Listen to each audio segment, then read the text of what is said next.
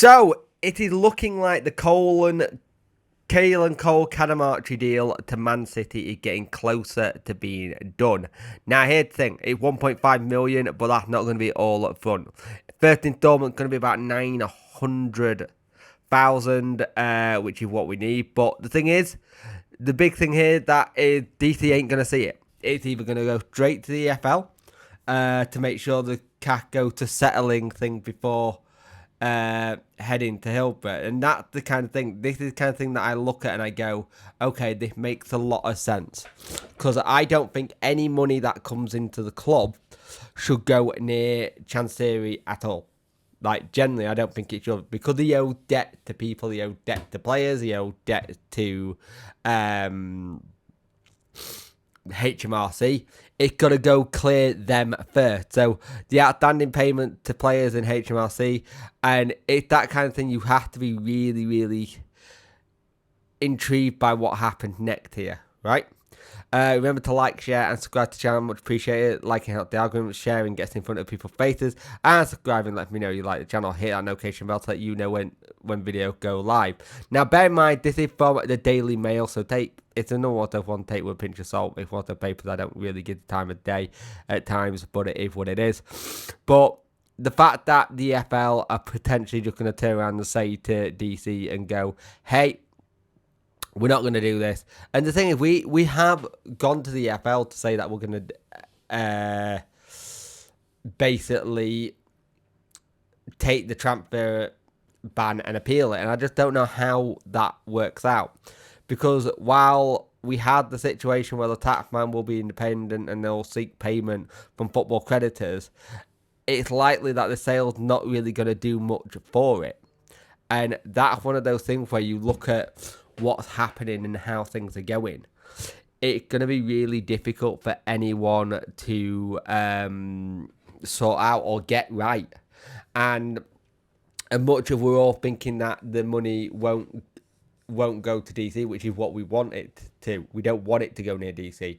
We don't want it to go in and then transfer somewhere else. This is the problem. Whenever money now goes in, everyone will be like, is DC just going to pocket it and put it out and then out somewhere else? You look at club like Morecambe this morning, putting themselves into administration. That could be the death of that club.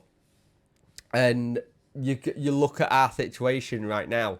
You do think, is there any light at the end of the tunnel for Sheffield Wednesday at the minute? And right now, I'll be brutally honest, it's very difficult. The only saving thing is that there are people who want to look at the club. There are people who want to come and talk and try and get a deal done.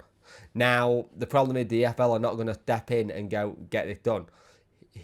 I do see him putting us in an admin one way or another to get it done, so we get something, because he could end up getting nothing and being in a worse state than he is now.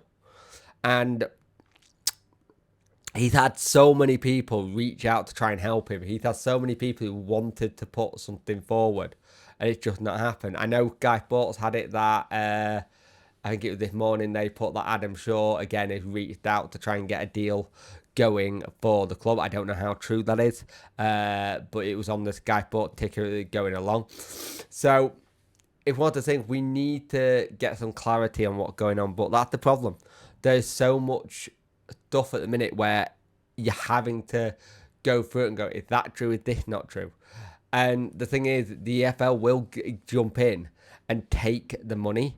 The money will go to the EFL, and I think the EFL will then divide it either to players or to what's it called?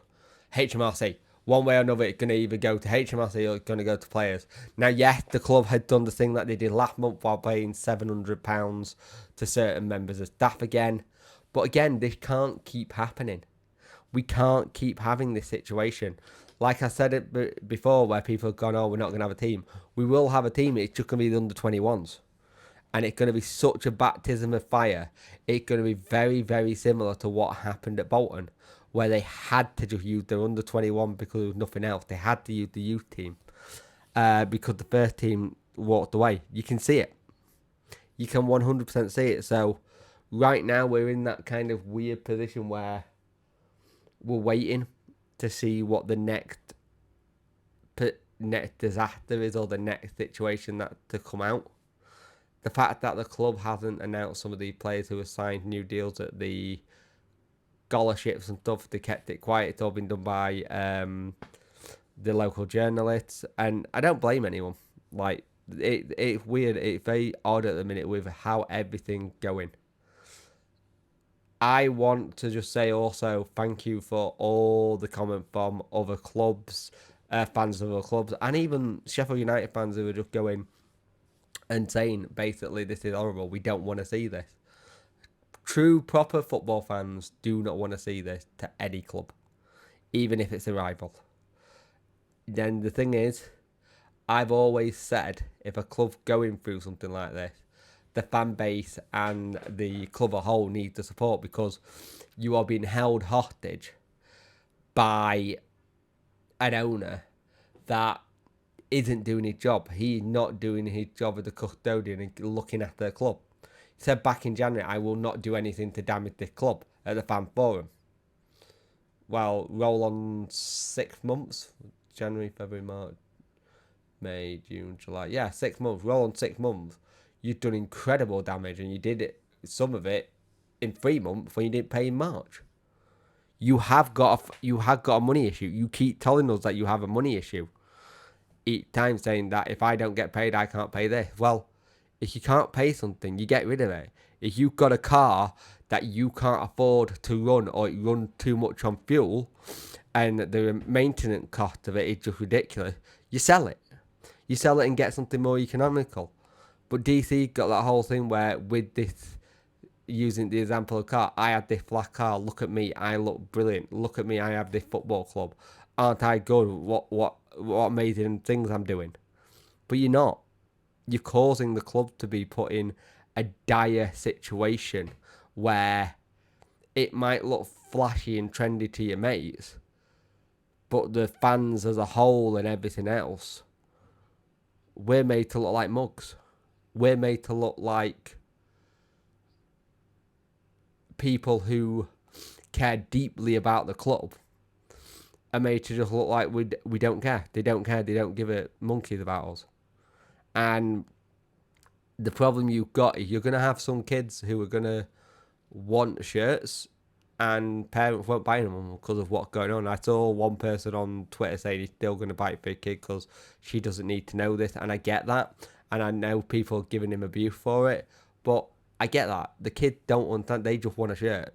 Every year they'll probably get a shirt. They just want a shirt to go and show how much they want to wear it. I get that. But at the end of the day, we need to get organised, like properly organised, and everybody being on the same wavelength.